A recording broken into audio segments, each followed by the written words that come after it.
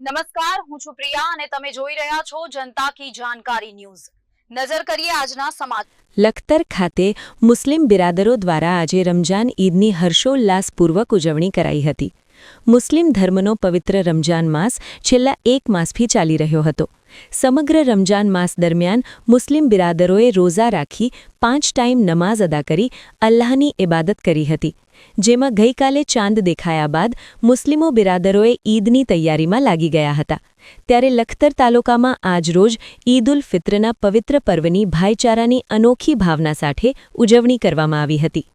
આજે વહેલી સવારે લખતર જુમ્મા મસ્જિદ ખાતે મોટી સંખ્યામાં મુસ્લિમ બિરાદરો એકઠા થઈને જુલુસ સ્વરૂપે લખતરના પાટડી દરવાજા બહાર આવેલ કબ્રસ્તાન ખાતે નમાઝ પઢવા માટે પહોંચ્યા હતા।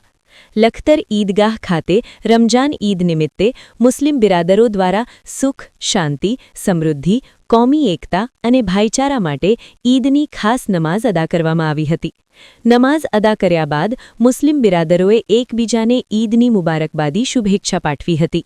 ત્યારબાદ કબ્રસ્તાનની અંદર મરહૂમોની કબર પર ફૂલ ચઢાવી ફાતિહા પઢી મરહૂમના હકમાં દુઆ કરવામાં આવી હતી। જ્યારે રમજાન ઈદ નિમિત્તે લખતર પોલીસ દ્વારા ચુસ્ત પોલીસ બંદોબસ્ત ગોઠવવામાં આવ્યો હતો।